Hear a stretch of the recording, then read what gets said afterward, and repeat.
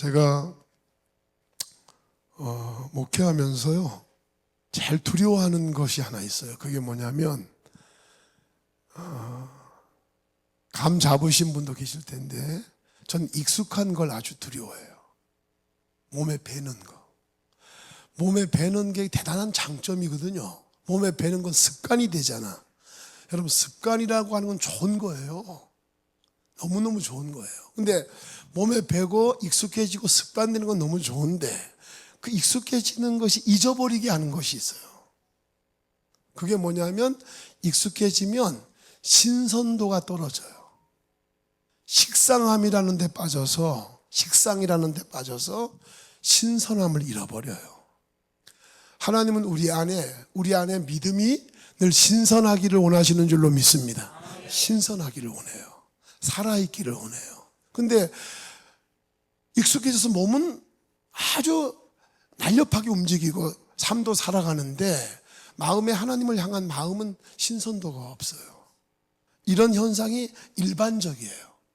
일반적이에요. 그래서 모든 교회, 모든 성도, 모든 목회자는 이 익숙함 속에서 다 식상해져요. 그래서 여러분들 지금 교회가 이렇게 좀 생명력이 떨어지는 이 현상들을 특별하게 볼 필요 없어요. 자연스러운 현상이에요. 어느 시대든 마찬가지고 특별히 고난의 시기가 지나서 안정의 시대가 도래하면 반드시 이런 현상들이 벌어져요. 근데 그게 식상함에 안 빠질 수 있는 길이 하나 있어요. 그게 뭐냐면 내가 식상함이 빠지면 안 되라는 경계감을 먼저 가져야 돼. 경계감을 잘 갖고 하나님 앞에 기도하면 성령이 일을 하시면 식상함은 물러가고 익숙함 속에 신선함이 유지될 줄로 믿습니다. 이게 성령 역사의 너무 중요한 부분이에요. 그러니까 성령이 역사를 하면 그가 세월이 흐르고 몇십 년이 흘러도 그 신선도가 쭉 유지되는 일들이 벌어져요. 특별한 일이지만, 여러분 특별한 일입니다. 특별한 일이지만 이런 케이스들이 있어요. 있습니다. 나는 우리 동행하는 교회가 그런 케이스 속에 들어가기를 주의 이름으로 축원합니다. 그래야 됩니다. 그러지 않으면 소용없어요. 그러지 않으면 다 똑같이 되는 거예요. 성도도 많아져야 되고 재정도 풍부해져서 모든 빚도 다 갚고 그건 하나님이 알아서 할 거예요. 여러분, 여러분이 염려할 문제 그건 여러분의 영역이 아니야. 여러분이 자꾸 그것 때문에 염려를 하면 사탄은 그걸 이용해요. 그래서 막 이렇게 불안에 떨게 하고 염려에 빠지게 하고, 그래서 거기에 매이면 안 돼. 거기에 매이면 그건 사탄이 장난질 치도록 기회를 주는 거예요. 여러분 넘기세요. 하나님 앞에 넘겨드리고 여러분은 하나님에게 의지하고 의존하고 기대하고 사모하고 매달리는 일에 집중하시기를 축원합니다. 그러면 성령님이 믿음도 주시고 문제도 풀어주시고, 그래서 우리 입으로 누가 하셨다? 하나님이 하셨다고 말하게 하시는 거예요. 결국 주님은 그 말 듣고 싶어 하시는 거거든. 하나님이 하셨어요 라는 말을 듣고 싶어 하는 거란 말이에요.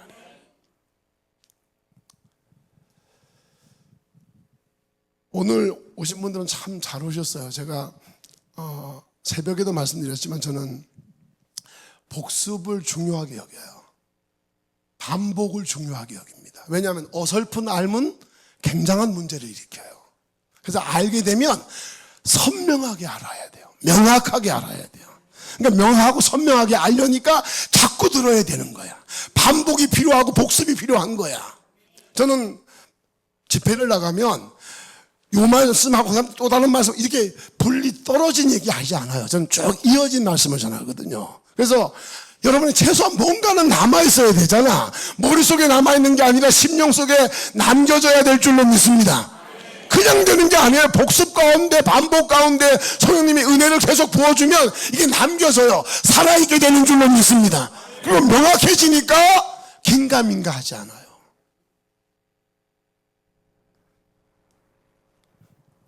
여러분 갈등이 왜 생기죠?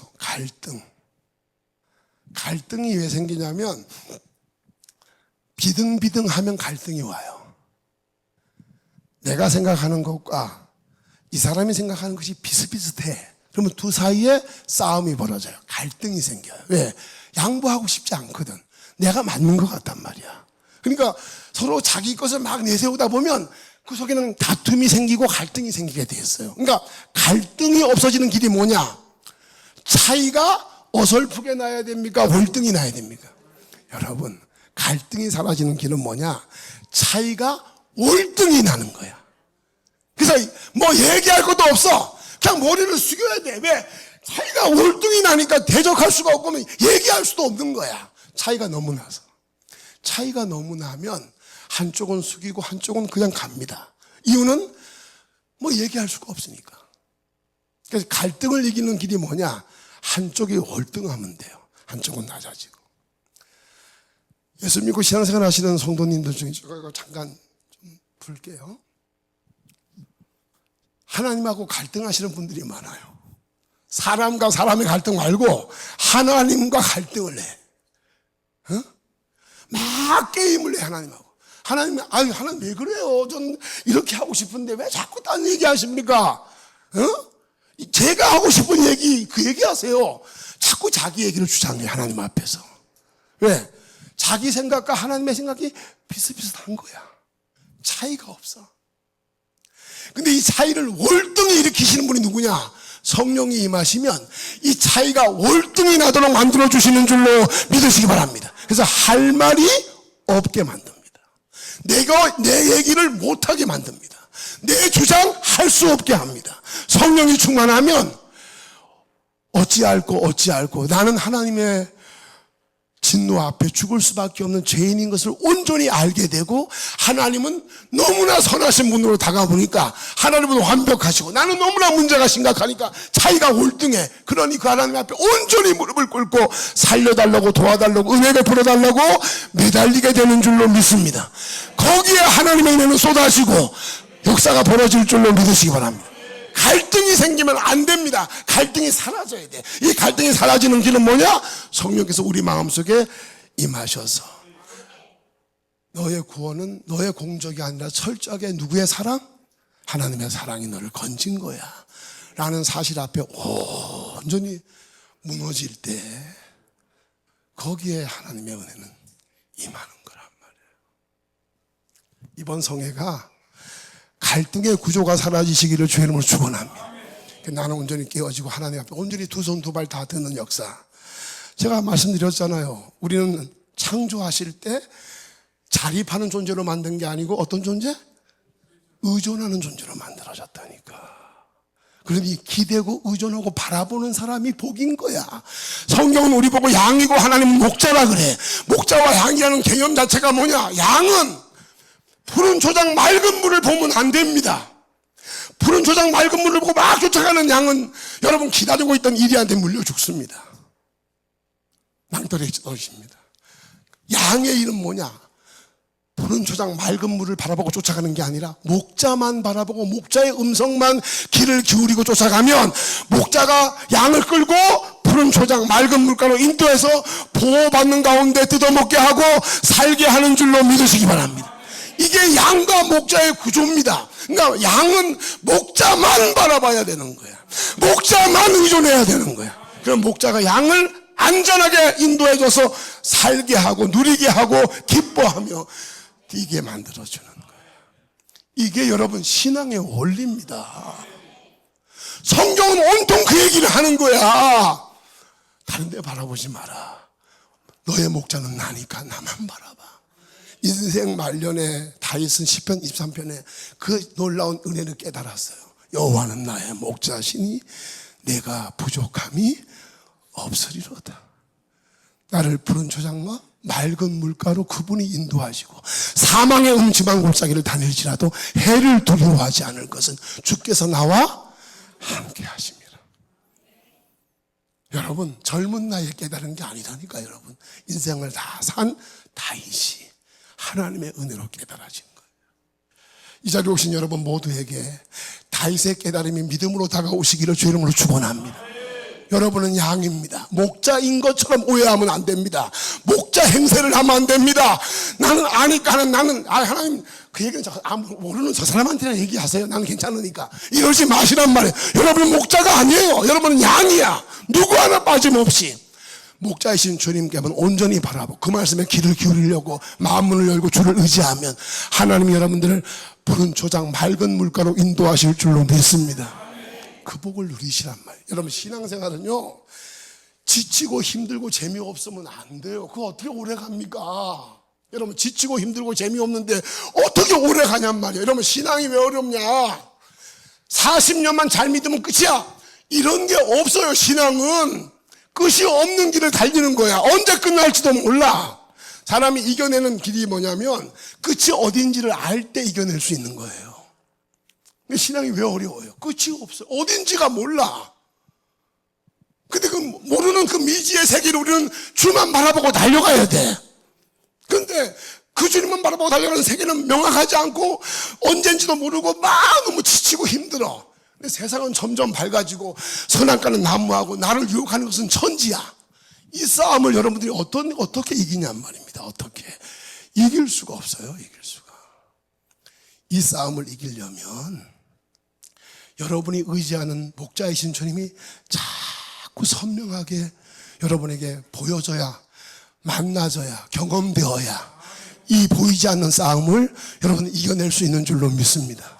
하나님과 함께하는 삶은요, 재밌어요. 저는 하루의 일상이요, 너무 단조롭습니다. 저는 제가 새벽기도 차운행 하거든요. 제가 2시 50분 일어납니다. 2시 50분. 매일마다. 저희는 새벽기도를 하루도 안 빠지고 하는데 매일마다 2시 50분 일어나요. 일어나서 샤워하고 정리하고 이제 갈 준비 다 하고 제 아내하고 둘이 차를 몰고 권사님 집에 가요. 꽤 먼 거리인데 가요. 가는데 제가 은퇴하면 나는 뭘 해야 되나. 저는 할 줄 아는 게 하나도 없어요. 예수 전하는 것밖에 할 줄 아는 게 아무것도 없거든요. 그래서 좀 뭘 해야 되나 생각. 나 운전을 그러니까 새벽기도 운전 차운행을 해야 되겠다. 그런 마음까지 들었어요. 저는 근데 저는 그 2시 50분에 깨는 게 여러분 그 힘들잖아. 2시 50분에 맨날. 예? 하루도 빠짐없이. 근데 그냥 그게 즐거워요. 예? 저는 그게 즐거워서 아주 신바람나게 좀 해야지. 거짓말 아니야. 이러면 목사님 거짓말 안 해. 그건 믿고 싶은 대로 믿어요. 난 거짓말 아니니까. 근데 난 이제 그렇게 계속 차운행을 해. 하는데 어떻게 하냐. 제가 정확한 시간에 그 시간에 갑니다. 그럼 어떻게 하면 아무리 차가 하다 보면 시간이 안 맞을 수 있잖아. 그럼 정확하게 권사님이 정확한 57분에 그 자리에 갈 수 있는 길이 어떤 방법이 있나요? 한번 머리 좋은 여러분들 대답 좀. 어떻게 하면 그 57분 그 자리에 딱 그 자리에 갈 수 있을까? 그분은요, 그 시간만 딱 되고 나와요. 왜? 왜? 빨리 올 것도 없어. 왜? 정확하게 그 시간에 내가 가니까. 그럼 방법이 뭐야, 방법? 방법 좀 얘기해봐요. 어떻게 해야 거기 가는 거야? 우리 머리 좋으신 우리 인주 장로님. 예? 이야. 장로님한테 박수 한번 쳐주세요. 저기 춘천 분들이 머리가 좋아요. 장로님, 이걸로 해결된 거야. 이걸로 된 거야. 예, 저거 가지고 원주 얘기를 하도 해가지고, 이걸로 끝이 아니냐. 하여튼, 이게 다 끝입니다. 하여튼 춘천 분들은 머리가 좋아요. 그런데, 제가 정확한 시간에 갑니다.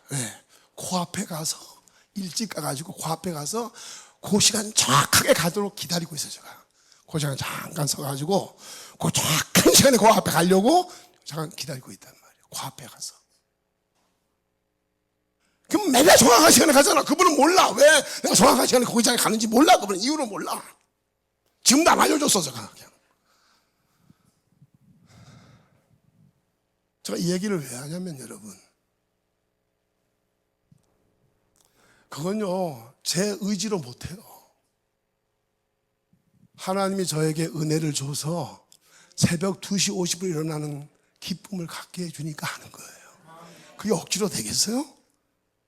여러분, 신앙생활 억지로 못합니다.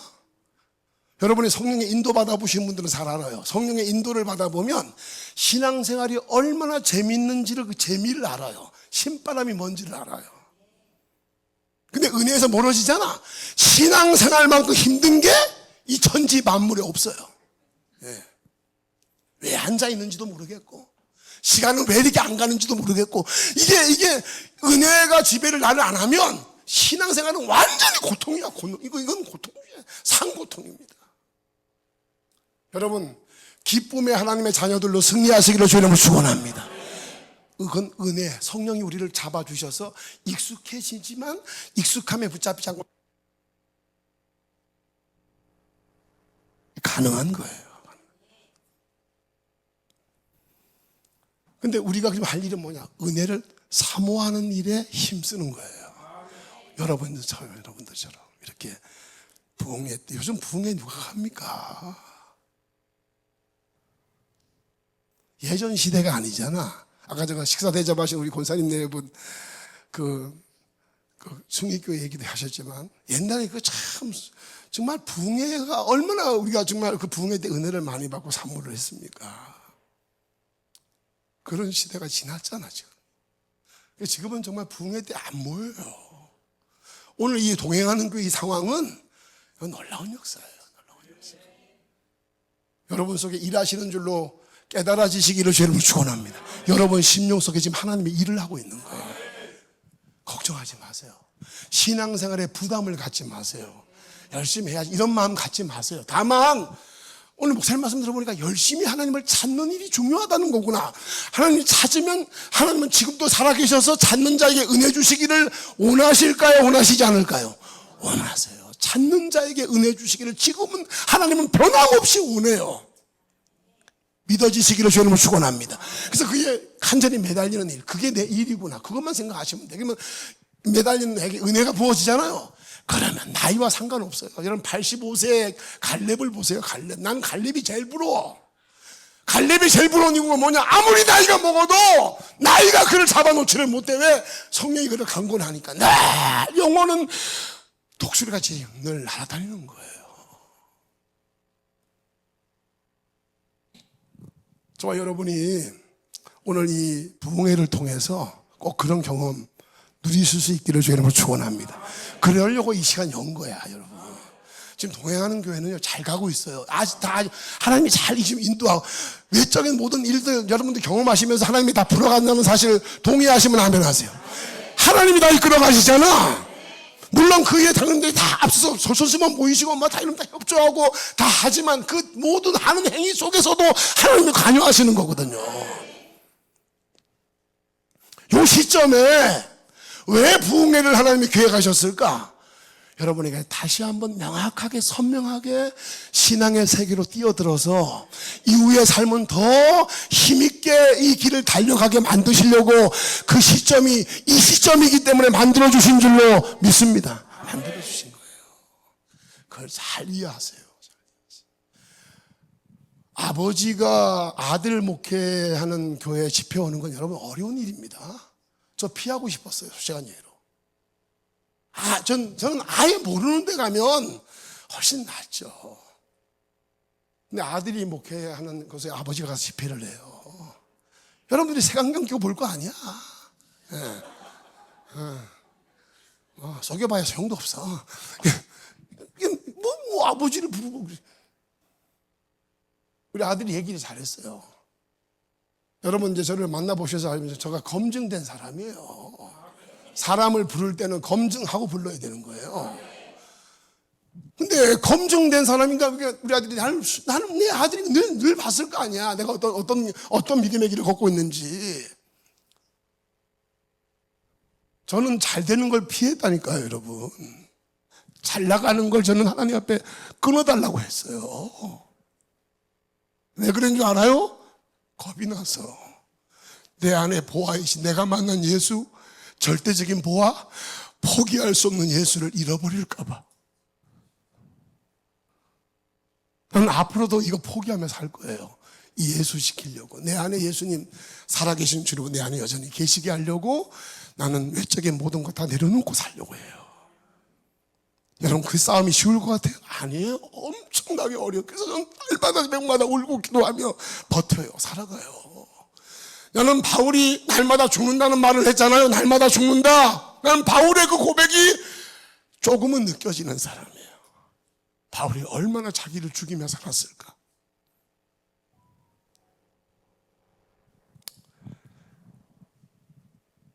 여러분, 오늘 이건 목사님 얘기인데요. 제가 이 얘기는 좀 하고 넘어가야 될 것 같아요. 하나님과 기업의 차이를 제가 오늘 새벽에 얘기했죠. 하나님과 기업들의 차이. 하나님은 능력 있는 분이 필요치 않아요. 하나님은 혼자 다 하실 수 있기 때문에 여러분의 능력이 필요치 않아. 그러니까 부담 가질 거 없어. 하나님 저 능력 있잖아요. 저 없는데 이거 생각할 거 없어요. 왜? 하나님이 다 하실 거니까. 하나님은 능력 있는 자가 필요한 게 아니고 능력에 하나님을 주목하는 사람이 필요한 줄로 믿으시기 바랍니다. 그래서 모세를 건강할 때 40살 때 쓰지 않고 못한다고 할 때 쓴 이유가 뭐냐? 하나님은 모세의 능력이 필요한 게 아닙니다. 하나님을 주목하는 모세가 필요한 줄로 믿으시기 바랍니다. 이는 당신이 할 거니까.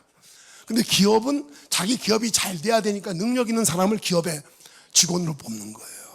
그게 기업과 하나님의 차이예요. 여러분 꼭 하나님을 믿을 때 하나님은 당신을 바라보는 자를 찾고 있다는 사실을, 여러분 뭐가 당선되려면 그 당선시키는 사람이 어떤 의도가 있는지를 알아야 될 거 아니야. 주목하란 말이에요. 주목. 하나님만 주목해요. 곁눈질 하지 말고. 그러면 하나님은 일하실 줄로 믿으시기 바랍니다. 쓰십니다. 세우십니다. 영광을 받으십니다. 성경에 온통 다 그 얘기입니다. 주목하는 자를 잡으신 하나님.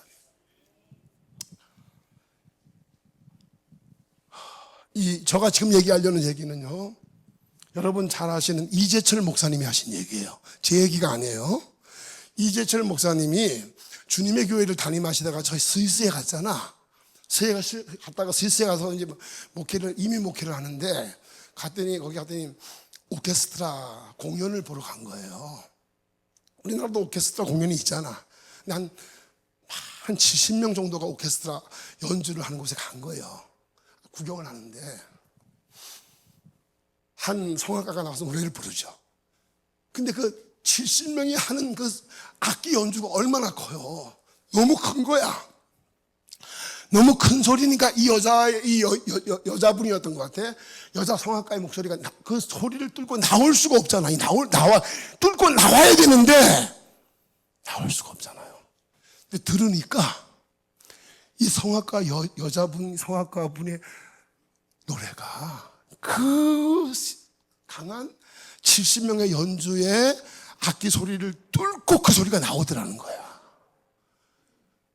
선명하게 들리더라는 거야. 그걸 이분이 들으면서 깨달음을 얻은 거야. 어떻게 이 강력한 연주 앞에 저 소리가 뚫고 나오지? 그 방법은 하나인 거야. 주파수가 다르면, 소리가 아무리 시끄러워도 주파수가 다르면 그 시끄러운 소리를 뚫고 그 소리가 들려지게 된다는 사실을 이분이 안 거야. 기존의 흐름의 주파수와 다른 주파수를 띄면 기존의 흐름을 뚫고 이 소리가 들리는 거구나. 그래서 영적으로 깨달은 거야. 뭘 깨달았냐? 하나님의 사람들이 세상의 시끄러운 제약 가운데 빠진 사람들의 소리 속에서, 삶 속에서 하나님의 사람들이 하나님의 사람의 모습을 드러내야 되는데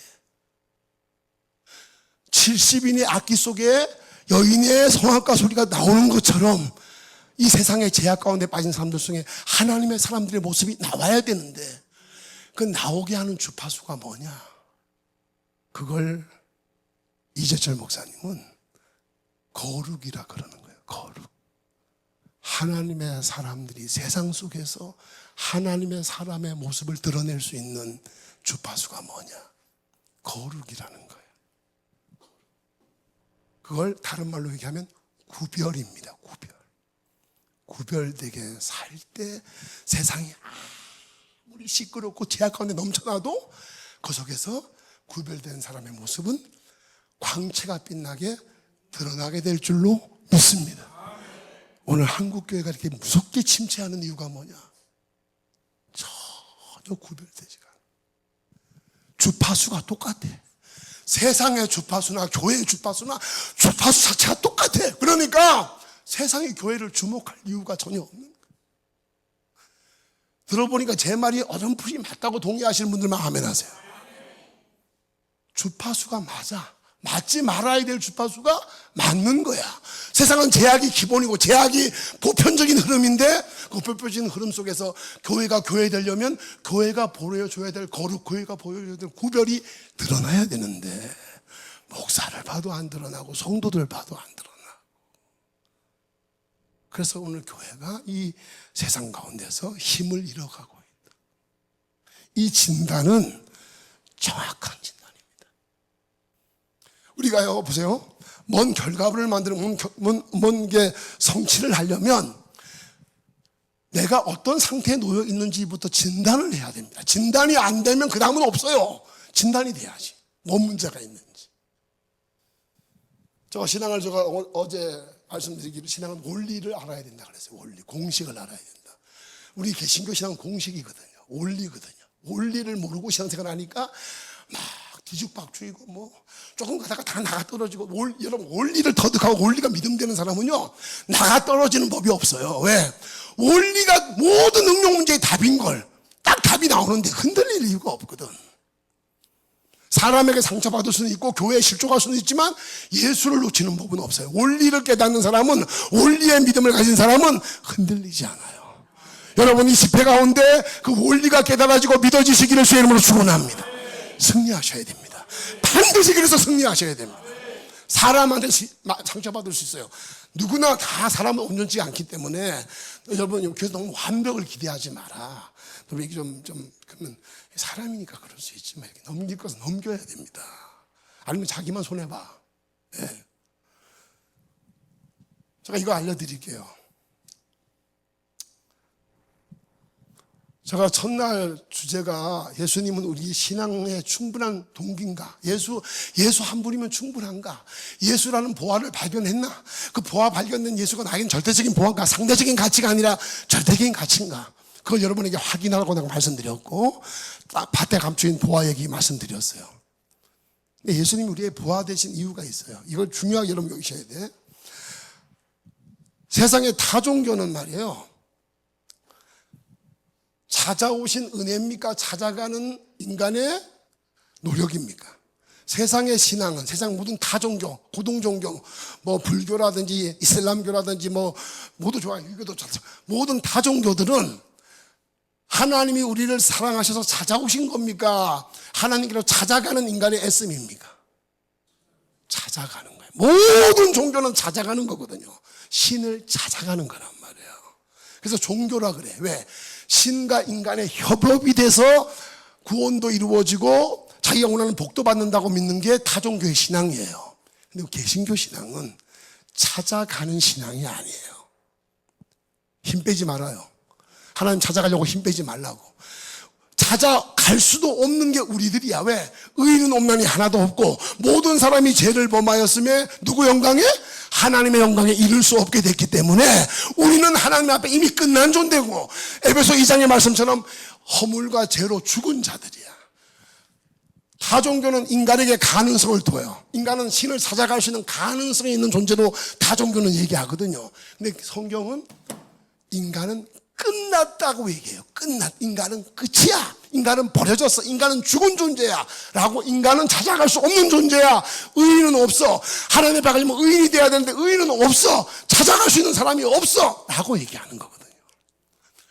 그런 인간에게 하나님이 우리를 뭐 하셔서? 하나님은 세상을 이처럼 사랑하셔서 우리를, 그러니까 제가 오늘 새벽에 얘기했잖아요. 하나님의 사랑이 승리라는 사실을. 우리를 사랑하신 하나님의 사랑이 우리에게 찾아오신 거야. 우리를 뭐 하셔서? 사랑하셔서. 여러분 이 패턴을 잊어버린 이 원리란 말이에요. 우리의 신앙은 우리를 사랑하신 하나님, 끝난 우리들을 살려내려고 하나님 우리 가운데 찾아오신 거예요. 찾아오셨어요. 찾아오신 우리의 신앙을 종교라고 얘기하지 않고 뭐라 그러냐? 복음이라 그러는 거예요. 복된 소식, 기쁜 소식. 하나님이 우리를 사랑하셔서 우리를 건져내시려고, 물에 빠져 죽어온 우리들 살려내시려고 우리 가운데 오셨다는 거예요. 그 기쁜 소식을 우리가 듣고 믿음으로 구원받는 걸 복음이라 그러고 구원이라 그러는 거예요.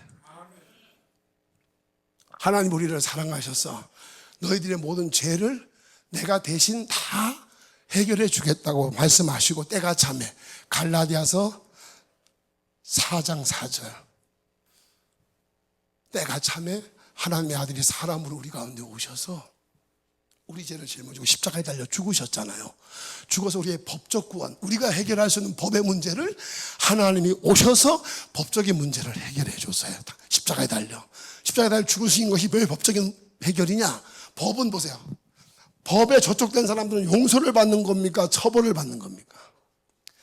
용어를 잘 기억하셔야 돼요. 법은요, 용서받는 게 아니에요. 법은 어겼으면 처벌을 받는 거야. 우리는 원래 용서받을 자들이었어요? 처벌받을 자들이었어요? 우린 처벌받을 자들이었어요. 우린 처벌받아 죽어 지옥 가야 될 사람들인 거거든. 근데 그 처벌을 하나님의 아들이 사람으로 오셔서 대신 받는 걸로 하나님이 결정을 하신 거야.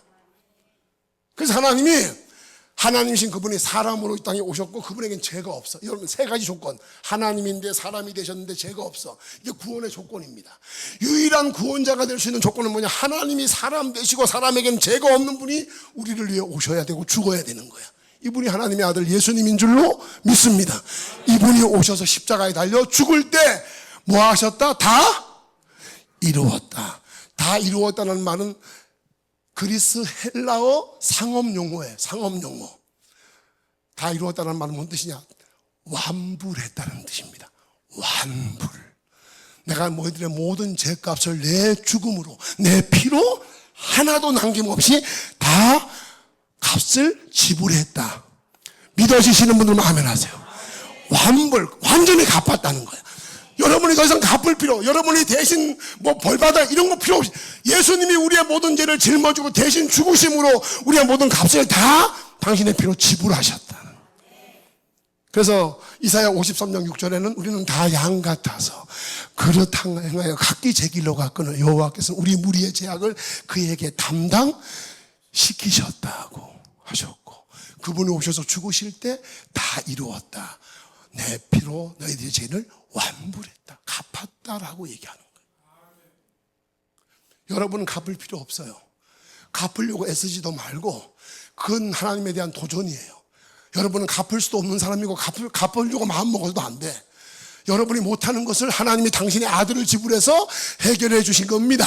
동의하십니까? 그건 우리를 뭐 하셔서? 우리를 사랑하셔서. 다른 말 하지 마세요. 사랑하셔서 그렇게 했다는 거예요. 사랑하셔서. 하나님은 부모 같지 않아요. 사랑도 넘치지만 사랑하는 만큼 해줄 수 있는 능력도 그분에게 있어요, 없어요? 있어요. 육신의 부모는 사랑은 하지만 능력이 부족해. 하나님은 사랑도 넘치지만 그 사랑을 뭐든지 다 할 수 있는 능력까지도 있는 분이야. 그분이 당신의 아들을 통해서 죄 문제를 해결해 주신 거야. 그 구원을 뭐라 그러냐? 그게 구원이거든요. 우리의 구원, 법적인 구원이라 그래. 법적으로 처벌받아서 우리의 구원을 이루셨다. 법적 구원, 객관적 구원이라 그래요.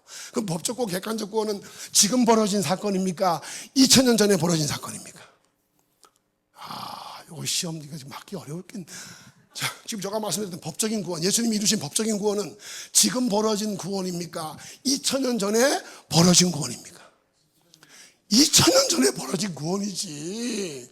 하나님의 아들이 오셔서 죽으신 2000년 전에 벌어진 구원이 법적인 구원인 줄로 믿습니다.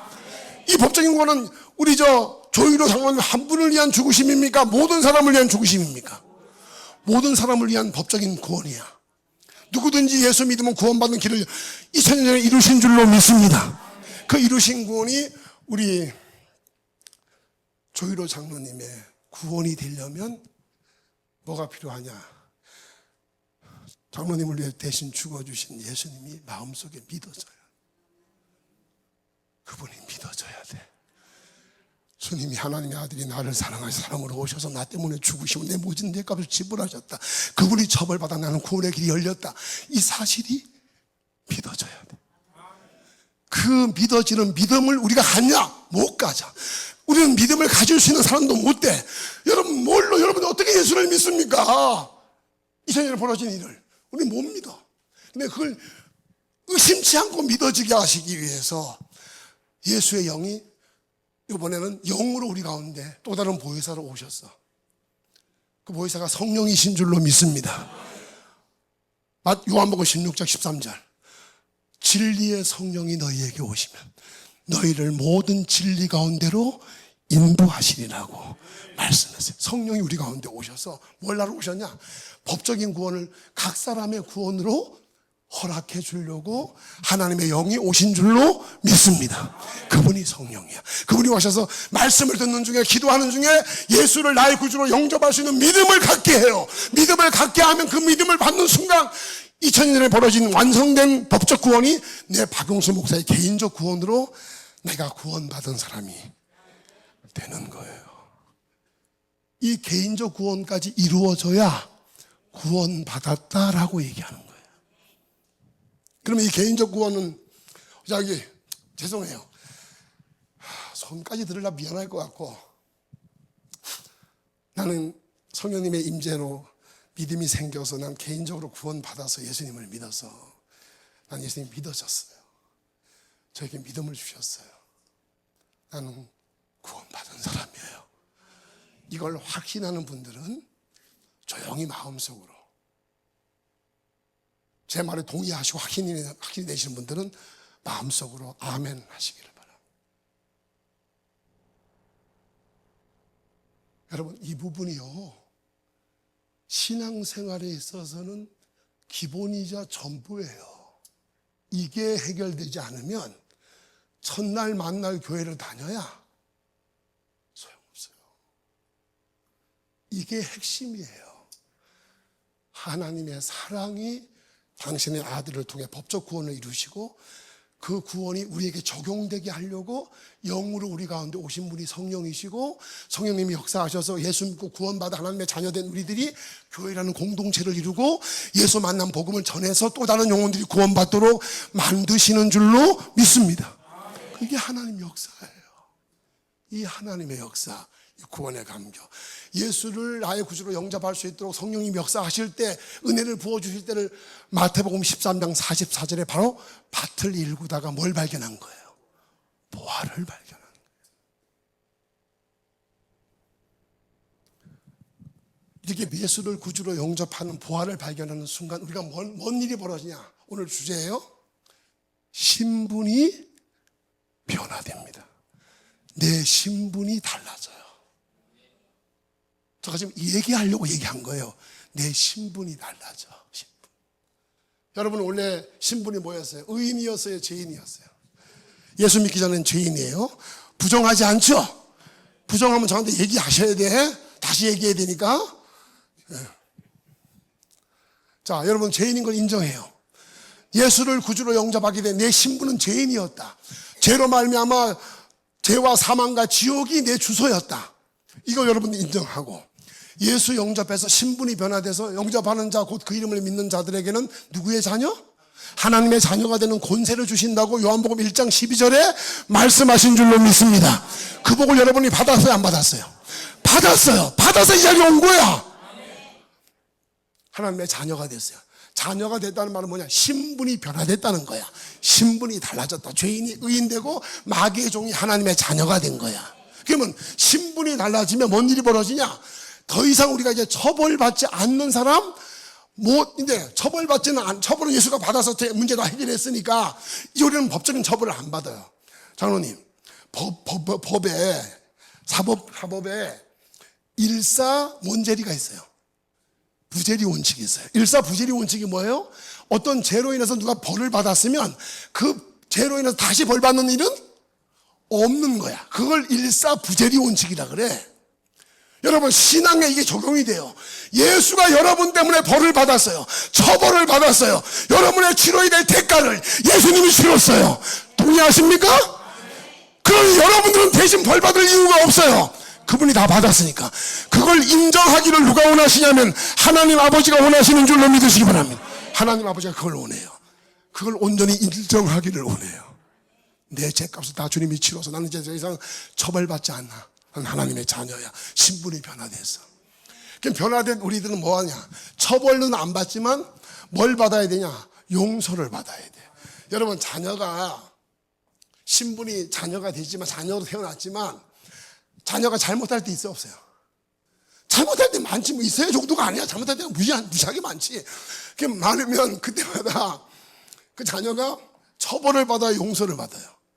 아버지 엄마한테 막 빌어 살려달라고. 그러면 아버지가 처벌 받아야 돼. 그래가지고 뭐 물론 뭐 처벌하는데 뭐 감옥 2년 들어가고 뭐 이렇게 할 수도 있겠지만, 그렇게 하는 부모는 없어. 용서를 빌면 잘못한 죄를 져서 벌을 안 주고 감옥에 집어넣지 않고, 부모가 용서 비는 자녀를 자녀이기 때문에 용서해요. 용서를 해주는 거야. 성도 여러분, 여러분도 하나님의 자녀로 살지만 하나님 마음 아프게 할 때가 있다고 동의하시면 아멘 하세요. 주님 마음에 어긋난 삶을 살아가는 순간들이 많다는 거 인정하면 아멘 하세요. 우린 그런 순간이 너무 많아요.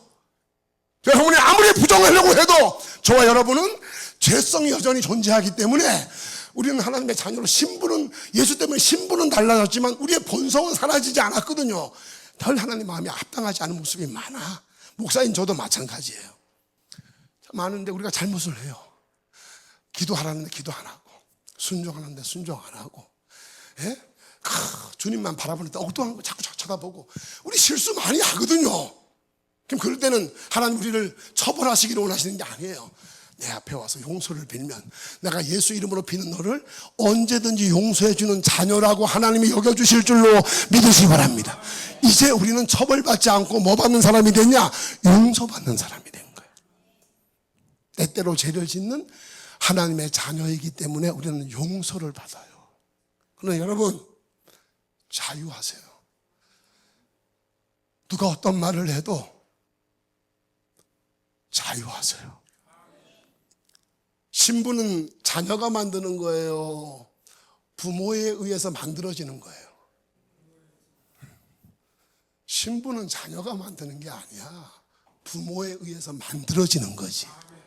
여러분이 하나님의 자녀가 된 거, 여러분이 만든 거예요? 하나님에 의해서 만들어진 거예요? 하나님에 의해서 만들어진 거야. 그거는 여러분이 잘못한다고 바뀌지 않아. 그러니까 여러분, 잘못했다고 신분이 바뀌어지고 또 죄인 되고 지옥 가야 되고 이런 거 없어요. 여러분들은 절대 그런 부담 가질 거 없어요. 다만 용서를 비셔야 될 줄로 믿습니다. 용서를 비는 삶을 살아야 돼요. 아버지 앞에 정직하게. 신앙의 덕목 중에 최고의 덕목은 뭐냐? 착한 게 아니에요. 오해하지 마세요. 착한 게 신앙인의 최고라고 생각하죠. 착한 게 아니야. 신앙인의 최고의 덕목은 정직한 겁니다. 하나님은 정직한 걸 가장 기뻐해요. 잘못했으면 잘못했다 인정하고. 여러분, 사람들 앞에도 잘못했으면 우리가 뻗대지 말고요, 빨리빨리 용서를 비르면 돼. 저는 저는 애한테 실수해서 저는 용서 빌어가서, 그게 뭐 어려워. 잘못했는데 용서 빌어. 하나님 앞에도 참 죄송하다고, 하나님 죄송해요 하나님, 제가 또 이렇게 또 하나님 마음을 아프게 했네요. 용서를 빌어. 용서 빌면 돼. 하나님은 돌아오라 그래요. 내가 언제든지 용서해 줄 테니까. 근데 탕자가 보세요. 탕자가 아버지 앞에 돌아올 때 못 돌아올 뻔했어요. 누가복음 15장에 나오는 탕자가 아버지 앞에 돌아왔잖아. 근데 못 돌아올 뻔했어요. 왜 못 돌아올 뻔했죠? 자기가 아버지 앞에 진 죄가 너무 커. 아버지 앞에 자기 모습을 보니까 아버지 앞에 돌아갈 수가 없어. 그런데 너무 힘드니까 난 들어가서 아버지 아들은 못하겠으니까 아버지의 종으로라도 좀 써달라고 해서 그렇게라도 아버지 앞에 가야 되겠다. 그래서 어쩔 수 없이 온 거야. 그러니까 이 상자가 자기 신분이 자기의 잘못으로 인해서 없어졌다고 생각한 거야. 아버지 앞에 왔어요. 아버지가 자기가 알아서 막 얼굴을 비비고 막 기뻐하잖아요. 그러니까 아들이 그래요. 아버지, 저는 아버지 아들 될 사람이 못 됩니다. 저를 종이 하나로 삼아 주십시오 라고 얘기해요. 아버지가 그 아들의 얘기를 수용하지 않아요. 아버지는 한 번도 그 아들이 잘못했을 때, 마음을 아프게 했을 때 그 아들이 아니라고 여겨본 적이 없어요. 근데 아들이 자기 죄가 너무 크니까 자기 죄 때문에 신분도 달라졌을 거라고 생각을 한 거야. 아버지가 자기를 받아주지 않을 거라고 생각하는 거야. 성도 여러분, 여러분이 아무리 큰 죄를 졌더라도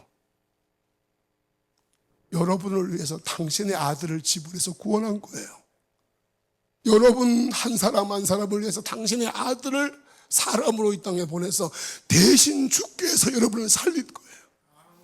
그런 하나님이 여러분들을 버릴 리가 없어요. 육신의 부모도 버리지 않는데 어떻게 하나님이 여러분을 버립니까? 그런 건 없어요. 그러니 자유하세요. 부담 갖지도 말고. 다만 부끄러워는 해야지. 아버지 마음을 아프게 하고 하나님 마음을 자꾸 슬프게 만든 내 죄를 하나님 앞에 용서를 빌어야지. 그러면 돼요. 신분은 안 바뀌는 줄로 믿으시기 바랍니다. 근데 여러분 한번 물어볼게요. 신분의 힘이 셀까요? 개인의 능력의 힘이 셀까요? 생각을 잘해서 답변하셔야 돼요. 물어볼 수도 있어요. 여러분 신분의 힘이 셀까? 개인의 능력의 힘이 셀까?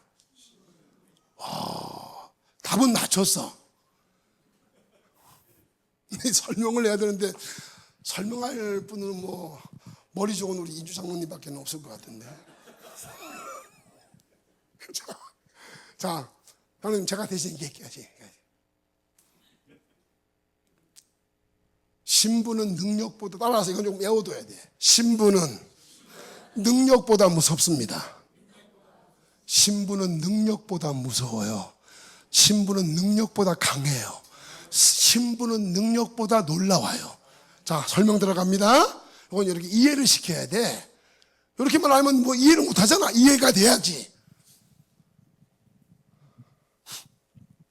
경찰관 2명이 있어요. 경찰관. 하나는 신병이고 하나는 한참 된 고참이에요. 근데 이 2사람이 뭐 하는 사람이야? 교통 경찰이야. 그래서 이제 사거리 나가서 빽 이거 하는 사람이야. 그러면 능력은 누가 좋아요? 신참이 좋을까요? 고참이 좋을까요? 이거 하는 능력 말이에요. 이거 하는 능력. 고참이 좋지. 그럼 비교가 되겠어요? 좋아요. 그런데 신참은 능력이 없잖아. 처음 나가서 이걸 해야 되는 거야. 근데 신참이 처음 나가는데 모자 딱 쓰고 옷 다 데려가지고 그냥 딱 갖춰서 완전히 갖춰서 사거리에 나간 거야. 나가서 이제 근데 이걸 제대로 못해. 이거 제대로 못해. 못해도 지나가는 자들이 말을 들을까 안 들을까? 야, 이 수준이 만만치가 않아요 지금. 말을 들어. 어설픈데도 말을 듣는 거야 이게 뭐 아니면 화를 낼 거 아니에요? 야, 똑바로 못해 말이야. 이게 어설프게 하는데 말을 들어요. 다 자들이 누구도 얘기 안 해. 다 들어. 그리고 이제 그 다음 날 고참이 나간 거야. 고참이 이거 얼마나 잘하겠어. 나갔어요. 근데 고참은 뭘 믿고 나갔냐면 자기가 너무 잘하니까 자기 능력을 믿고 옷도 안 입고 청바지에 티 하나 걸치고 사거리에 나간 거야. 그래서 이제 이거 빽빽하지, 이거 기가 막히게 하지 뭐, 이거 완전히 뭐, 얼마 잘하겠어요. 기가 막히게 하는데 지나가는 자들이 말을 들어야 안 들어요. 그래서 뭐해? 뭔 놈? 이 미친놈이 여기 서가지고, 안 그러겠어. 그 미친놈이지, 그거는. 근데 이 경찰은 자기 능력만 믿고 나간 거, 옷도 안 입고, 이거 순경 모자도 안 쓰고, 미친놈 소리 듣고 쫓겨나가지고 얼른 들어온 거지. 지나가던 자들은 마귀들이에요. 귀신들인데 이거 하는 사람은 하나님의 자녀인 우리들이에요. 근데 우리가 신앙생활을 오래 한 고참 같은 신앙생활을 한 사람이에요. 교회를 너무나 잘 알아. 신앙생활도 너무나 잘 알아. 모르는 게 없어. 그 자기의 능력을 믿고 마귀한테 호통치고 마귀 미친놈이 취급도 마귀는 그런 사람 취급도 안 해요. 이건 뭐 근데 예수 믿은 지 얼마 안 됐는데 은혜 받았어요. 예수님이 그 속에 살아있어. 그리고 예수 때문에 나는 구원받았어 라는 감격이 넘쳐나. 조신자야. 마귀가 막 쳐다만 봐도 마귀는 그냥 쏜살같이 도망가는 거야. 마귀는 뭘 보냐? 그 사람의 개인의 능력을 보는 게 아니에요. 재주를 보는 것도 아니에요. 가진 것을 보는 것도 아니에요. 마귀를 두렵게 하는 것은 신분이에요. 나는 예수 안에서 구원받은 하나님의 자녀다. 내가 말 한마디 하면 하나님이 내 말 속에 역사하신다 라는 믿음을 통한 신분의식이 명확한 사람은 마귀가 시험하러 왔다가 7길로 물러가는 거예요. 제가 대학교 2학년 때 집회 갔다는 얘기 했죠? 부산에. 근데 그 집회 간 교회가 말이에요, 뭐가 역사하는 교회인 줄 아세요? 마귀가 놀랍게 역사하는 교회였어요. 그래서 제가 가서 집회를 하는데 마귀가 난리가 났어요. 막 새벽마다 난리를 치고 예배 드릴 때도 막 그냥 사방에서 뭐 괴성을 지르고 막 난리가 나요. 그런데 하나님이 저를 통해서, 저는 되게 도구에 불과하지, 저를 통해서 그냥 사탄 마귀를 막 몰아내시고요. 예? 방언을 하는데 마귀 방언을 하는 거예요. 방언이 다 하나님 방언이 아니에요. 마귀 방언하는 점이라는 자매가 있었어요. 그 자매가 신앙 제일 좋은 줄 교인들은 그렇게 알고 있는 거야. 그 자매가 마귀한테 붙잡힌 자매야. 자매인데 그 자매가 이제 새벽에 왔는데 마귀가 있는 걸 하나님에게 알려줬어요. 막 하나님이 알려주는 거야. 그래서 막 물러가라고 명령하니까 그 마귀가 그 안에서 귀신이 뭐라 그러냐면, 야야, 이 집이 얼마나 좋은 집인데 내가 이 집에서 나가? 말을 그렇게 나한테 하는 거야. 이 집이 얼마나 좋은 집인데. 사람이 마귀의 집인 거야. 귀신의 집인 거야. 이 집이 얼마나 좋은 집, 내가 나가. 못 나가. 막 이러. 그러니까 저 의자 그때 앉혀놓고 찬송을 막, 마귀 물린 찬양을 막 불렀어요. 불렀더니 마귀가 자기 정체가 드러나니까, 마귀는 자기 정체가 드러나면 죽여버립니다. 자기 집을 죽여버리거든요. 옆으로 쓰러뜨리는 거예요. 얼른 저가 쫓아가 잡아가지고 옆으로 숙여놓고 자기 찬송을 막 부르고 집회를 다 하고 집에 돌아갔잖아요. 그때 그 점이 한 명 저를 찾아와서 숙소에, 내 친구 집이었는데 왔어요. 와서 근데 이제 밖에는 친구하고 부모님이 계시고 나하고 둘이 방에 들어가서 이제 얘기를 나누는 거야. 나누는데 이 자매가 마귀에게 붙잡힌 자매야. 왜 붙잡혔냐? 죄를 너무너무 지었는데 내가 이 죄는 얘기 안 해요. 그 자매하고 내가 약속을 했고 여러분한테 얘기도 안 해. 근데 죄가 너무 심각한데 말로 못해. 이 죄가 너무 심하니까 말로 하면 회개가 되잖아. 마귀가 이 말을 못하게 해서 회개를 못 시키는 거야. 그래서 내가 하나님 지혜를 줘가지고 노트하고 연필을 갖다 줬어요. 쓰라 그래서 내가 써라. 내가 찬송 부를 줄 테니까. 찬송 부르고 막 쓰는데 그 방안이 말이야, 여러분. 제가 여러분 생생하게만, 방안에 사탄이 엄습해 오는데요. 사탄이 엄습해 오면 즐거워질까요? 두려움이 쌓일까요? 방안 온통이 다 두려움이에요. 난 그렇게 두려운 걸 처음 느껴봤어요. 그러니까 이 자매도 막 벌벌 떠는 거예요. 이 방안이 온통 사탄이 두려움을 엄습해 줘가지고 감당을 못하는 거야. 근데 막 기도하면서 막 독려해주고 해가지고 한 면을 5장을 썼는데 한 면을 쓰는데 1시간이 넘게 걸렸어요. 다 하나님이 도와주셔서 다 쓰고 내가 그걸 봤잖아. 내가 혼자서 봤어요. 봤는데 그 죄가 말이에요. 이렇게만 제가 말씀드릴게. 여러분이 머리를 아무리 굴리고 해고 머리를 써봐야 떠올릴 수도 없는 죄야. 아시겠어요? 떠올릴 수 없는 죄를 이 자매가 진 거예요. 그 자매가 짓고 그 죄에 붙잡혀가지고 마귀의 종이 돼버린 거야. 마귀는 그걸 가려버려서 자기가 잡고 있는 것을 모르게 만들어버린 거지. 그렇게 완전히 잡혀버린 이 자매가 그때 이제 그걸 쓰고 하나님 앞에 기도했잖아요. 기도하는데 하나님이 악한 마귀의 두려움을 싹 몰아내고 하늘에서 말이에요. 여러분, 평안이 쏟아진 줄로 믿으시기 바랍니다. 평안이 그 안을 다 덮어버리는, 사탄의 두려움은 사라지고 그 자매가 써서 그걸 제가 보고 하나님 앞에 기도하는데 마귀의 어둠은 물러가고 하늘의 평안이 쏟아지는 거예요.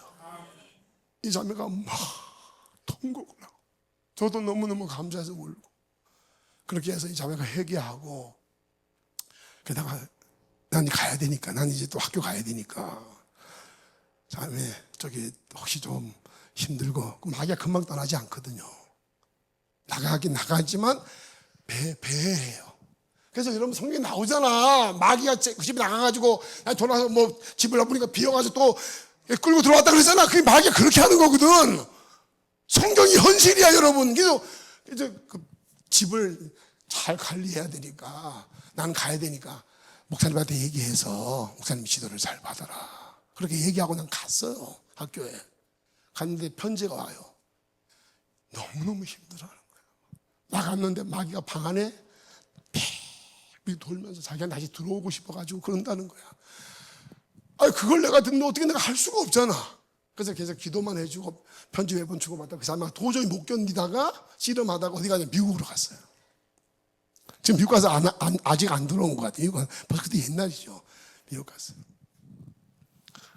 그래서 제가 뭘 느꼈냐면 사탄에게 붙잡히면 악한 영이 들어와서 집을 틀어져서 잡아버리면은 이거 진짜 힘든 거구나. 이거 나가는 것도 어렵지만 이 나간 걸 물리쳐서 지켜내는 것도 이게 보통 일이 아니구나. 제가 그때 가서 그걸 다 깨달았잖아요. 그게 저 첫 집회라니까. 여러분 그때 제가 뭔 힘으로 했을 것 같아요? 제가 뭐 능력이 있어요? 뭐가 있어요? 제가 가지고 있는 오직 한 가지였어요. 예수 이름이 권세다. 저는 그것만 가지고 간 거예요. 그래서 그것만 얘기했고 그 믿음이 내게 있으니까 사탄은 그 믿음 앞에서 무너지고 떠나가는 거예요. 저는 신명이었어요. 근데 신분의식이 명확한 거야. 그러니까 하나님이 그 힘으로 가지고 역사를 한 거지. 여러분 신앙은요 내 능력으로 살아가는 삶이 아니에요. 신분의식으로 살아가는 것인 줄로 믿으시기 바랍니다. 신분으로 사탄을 멸하고 신분으로 승리의 길을 가는 거예요. 신분은 여러분이 만든 게 아니에요. 하나님이 당신의 아들을 통해서 만들어주신 것인 줄로 믿으시기 바랍니다. 만들어줬어요. 잊어버리지 마세요. 이 신분의식이 명확하지 않으면 완전히 망해요. 이제 마무리하겠습니다.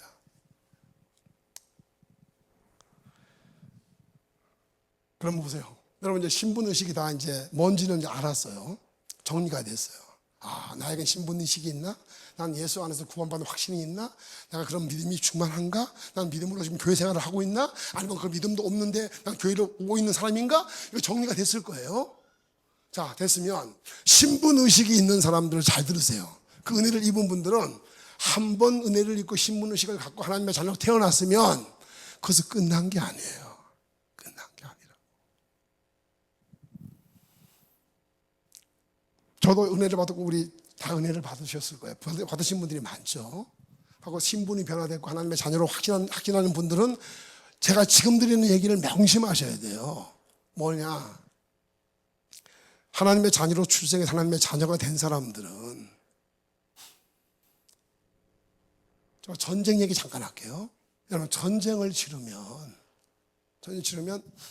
이게 장기전이 되잖아요. 장기전이 되면 지금 뭐 우크라이나 다 장기전이죠. 장기전이 되면 뭐가 제일 문제인 줄 아세요? 계속 뒤에서 뭐가 와야 돼요? 전방에 보급이 계속 와야 되는 거야. 먹는 것도 와야 되고 무기도 와야 되고 이 보급이 계속 와야 되는 거예요. 그러니까 보급로가 차단돼서 안 오면 그 안에 있는 사람들은 다 죽는 거야. 그러니까 전쟁의 기본은 뭐냐? 보급로를 확보하고 계속 보급이 돼야 되는 거야. 계속. 그래야 전쟁을 유지할 수가 있는 거란 말이에요. 우리는 사탄 마귀와 영적 전쟁을 벌이는 전투 중인 줄로 동의하시면 아멘 하세요. 우리는 전쟁 중이거든요.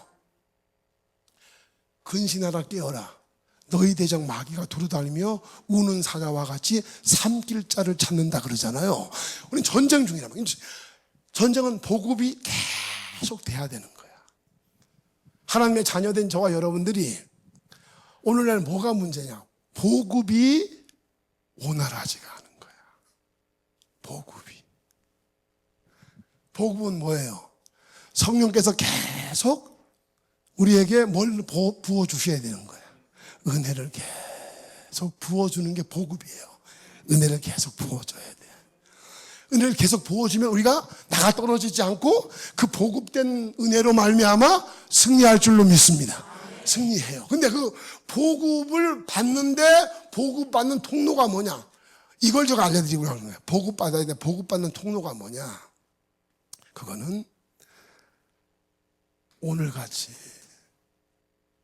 은혜 받는 자리에 성실하게 우리가 힘쓰는 거예요. 그게 복음로예요. 이 복음로를 우리가 확보하고 여기에 힘을 쓰면 이 복음로를 확보한 우리들에게 하나님은 은혜를 부어서 보급이 계속되어서 사탄과 영적 싸움에서 밀리지 않고 이기도록 해주시는 줄로 믿습니다. 오늘 여러분들은 예배당에 와서 오늘 집회도 하고 막 은혜도 받고 막 하나님과 함께하는 시간을 갖지만, 보급을 받지만, 오늘날 교회가 위기인 것이 뭐냐? 보급을 안 받아요. 보급 받는 게 자꾸 차단되고 있어요. 줄어들고 있어요. 여러분이 자녀들을 염려하는 게 뭐예요? 이 보급 받는 게 너무 잘 안 되는 거야. 여러분도 힘든데 자녀들은 말할 것도 없어요. 그래서 여러분들이 명심해야 될 건 뭐냐? 여러분부터 동행하는 교회가 복음로를 완전히 확보해서 복음로 차단되지 않도록 힘쓰시기를 주님으로 축원합니다. 그러면 하나님은 복음로가 확보된 교회에 은혜를 부어서 계속 충전해서 소진된 것으로 망하지 않고 계속 충전이 돼서 이길 수 있도록 해 주실 줄로 믿습니다. 제가 목회를 해보니까 그게 쉽지 않아요. 그래서 우리 교회 기도 다른 건 저거 다 우리 교인들한테 맡겼어요. 근데 기도하는 것만큼은 제가 맞추지 않아요. 기도해야 된다, 기도. 우리 교회는 이 동행하는 교회처럼 기도해요, 기도. 기도를 놓치면 망한다고 저는 믿는 사람이거든요. 그래서 복음도 확보하려고 열심히 기도에 정진합니다. 오늘 주신 여러분들, 오늘 제목이 신분의식이에요. 여러분들은 하나님의 은혜로, 하나님의 사랑으로 신분을 얻은 분들이에요. 이 신분의식을 잘 갖고 영적 싸움에서 승리하시기 바랍니다. 그러면 복음 확보를 잘 하시고 은혜를 계속 받는 충전을 통해서 승리하셔야 돼요. 그것만 하면 돼요. 내일 새벽은 더 하나님의 더 충만한 복음로가 확보돼서 은혜를 부어줄 거니까 오늘 새벽에 많이 나오셨더라고. 난 그래서 참 뭔 큰 교회, 뭐 숫자 많은 교회에서 집회하는 것 같아요. 새벽에 그렇게 올 수가 없거든요. 요즘 내가 너무너무 감사하고 그 모습을 내일도 보여주시면 하나님이 은혜 부어주실 줄로 믿습니다. 우리 찬양하겠습니다.